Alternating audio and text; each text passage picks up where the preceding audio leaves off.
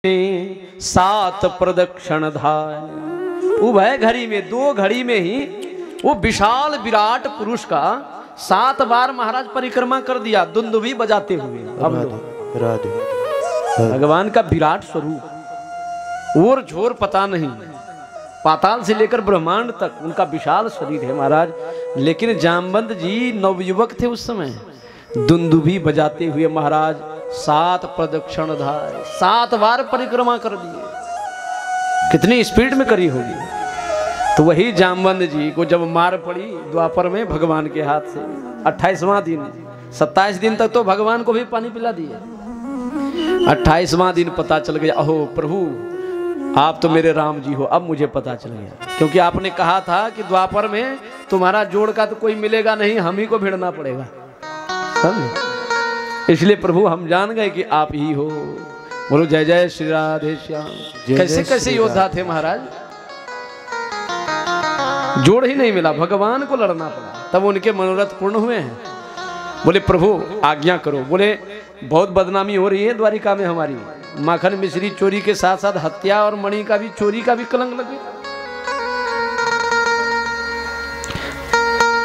तो इससे साबित होता है महाराज, जब भगवान उस समय थे उनको भी कलंक लगने से बचा नहीं।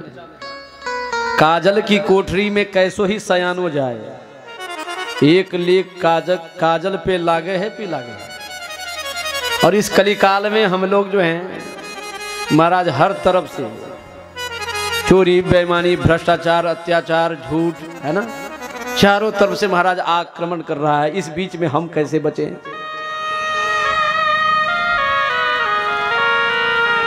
बचने का एक ही उपाय है, सत्संग गढ़ में वास हो, भव पास क्या करे। जय श्री राम।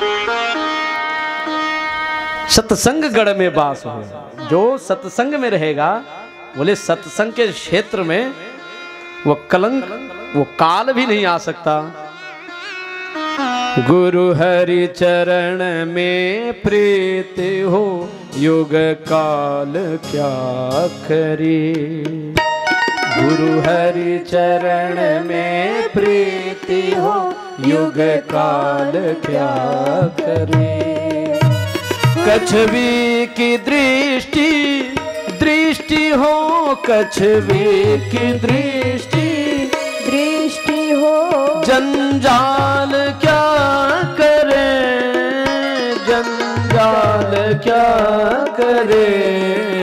गुरु हरि चरण में प्रीति हो, युग काल क्या करे। गुरु हरि चरण में प्रीति हो, युग काल क्या करे। जय हो।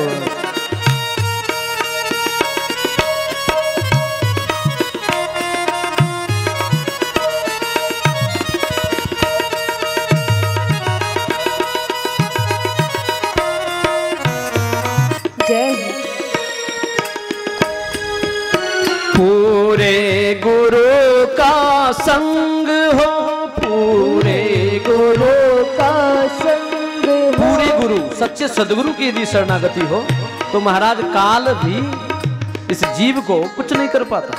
काल के गाल से भी यह जीव निकल जाता। एक ही शक्ति है, सदगुरु कृपा ही केवल।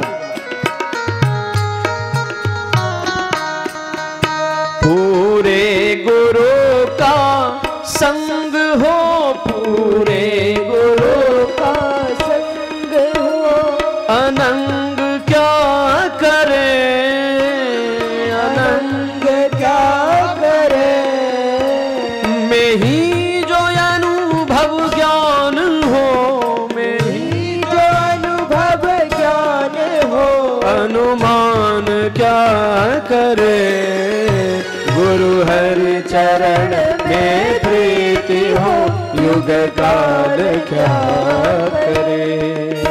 गुरु हरि चरण में प्रीति हो, युग काल क्या करे। बोलो सद्गुरुदेव भगवान की जय हो। यह जीव काल और कलंक से तभी बच सकता है जब किसी सच्चे सद्गुरु की शरण लग जाए, क्योंकि सद्गुरु में वो सामर्थ्य है, गोरखनाथ जी को काल पकड़ने के लिए आए। गोरखनाथ जी महाराज श्री राधे को काल आ गया, उधर से काल आ रहा है, मृत्यु काल, इधर से गोरखनाथ जी महाराज जा रहे हैं। काल ने कहा है गोरख रुक, हम तुझे लेने के लिए आए हैं, तेरा समय आ गया है।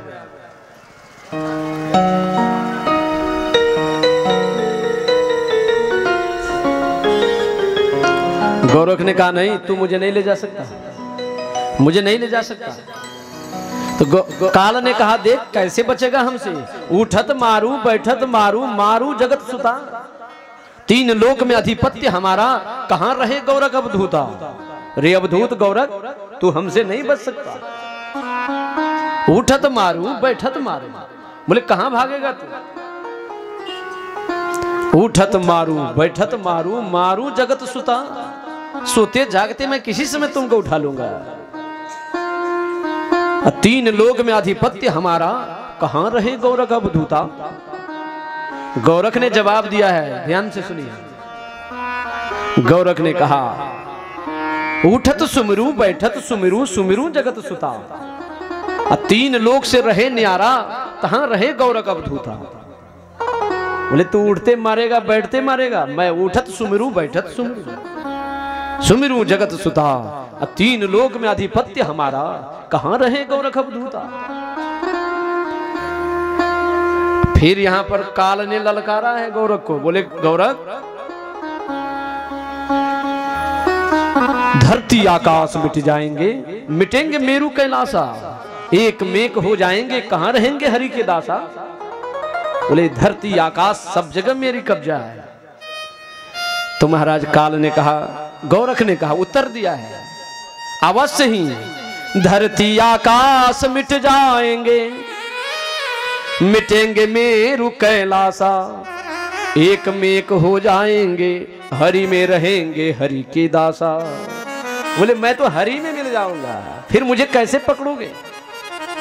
तो काल समझ गया कि ये किसी गुरु की शरण में है, क्योंकि ये युक्ति जानता है कि काल के गाल से किस प्रकार निकला जाए। तब तो महाराज काल ने गुरु को भी नहीं छोड़ा। काल ने कहा तेरे को बांधू तेरे गुरु को बांधू। काल गुरु को भी धमकाने लगे, आसन बांधू बासन बांधू, तेरे को बांधो तेरे गुरु को बांधू, कहां रहेंगे अब गोरख अवधूता।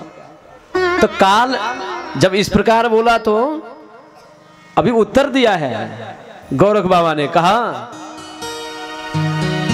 आसन मुक्ता वासन मुक्ता, मेरे गुरु आसन से मुक्त हैं, सिद्ध आसन है उनके, जब वो आसन लग जाते हैं महाराज धरती आकाश प्रलय हो जाए लेकिन उनका आसन नहीं खुलता। गुरु की महिमा गा रहे हैं गोरख जी महाराज। बोले मेरे गुरु को तुम नहीं बांध सकते, आसन मुक्ता वासन मुक्ता, मैं भी मुक्ता मेरे गुरु भी मुक्ता, निकसेंगे हरि निकसेंगे दसवीं द्वारा। अब तो महाराज काल समझ गया कि पक्का गुरु का चेला है, क्योंकि शरीर में 10 द्वार है। शरीर के अंदर जिस मार्ग से यमराज जीव को खींचते हैं, ये आध्यात्मिक रहस्य विद्या है। समाज के घर के सब लोग बैठे रहते हैं, चाचा चाची है ना, पोता पोती बहू बेटे सब घेरे हुए रहते हैं, लेकिन यमराज किधर से आते हैं और किधर से लेके जाते हैं किसी को पता नहीं चलता। तो इस शरीर के अंदर 9 दरवाजा है, 2 आंख 2 कान 2 नासिका 6 हो गए, 1 मुंह 7 हो गए, मल मूत्र का 2 द्वार 9 द्वार हो गए। 9 द्वार से महाराज काल का दाल गलता है, अर्थात काल यहाँ पहरे देते रहते हैं।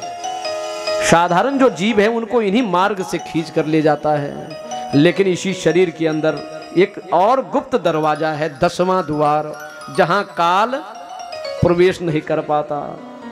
बोले भगवान कृष्ण गीता में कहा मेरे भक्त यदि इस मार्ग में प्रवेश कर जाए, बोले देश काला भी मुक्तोस्मि, काल भी उसको नहीं पकड़ते हैं। बोलो सद्गुरुदेव भगवान की जय हो।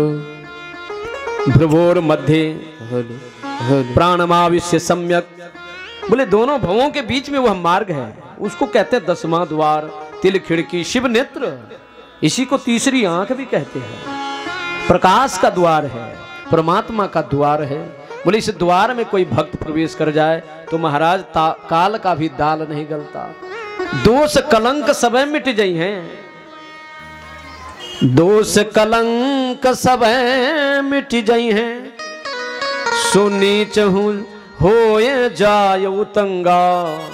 बोले दोष कलंक दुख दर्द सब मिट जाते हैं जब इस मंडल से जीव पार कर जाते हैं। नहीं तो इस मंडल में यदि रहे धरती पर कोई तो महाराज कलंक लगे बिना कोई किसी को नहीं छोड़ेगा, न दुख छोड़ेगा न समस्या छोड़ेगी। भगवान धरती पर उनको भी चोर बना दिया लोगों ने, है ना, भगवान को भी चोर बना दिया। तो यहां भी कितनों बढ़िया आदमी हैं, कुछ लोग कहेंगे बढ़िया, 5 आदमी खराब कहेंगे। जिसकी जैसी दृष्टि है वैसी सृष्टि है।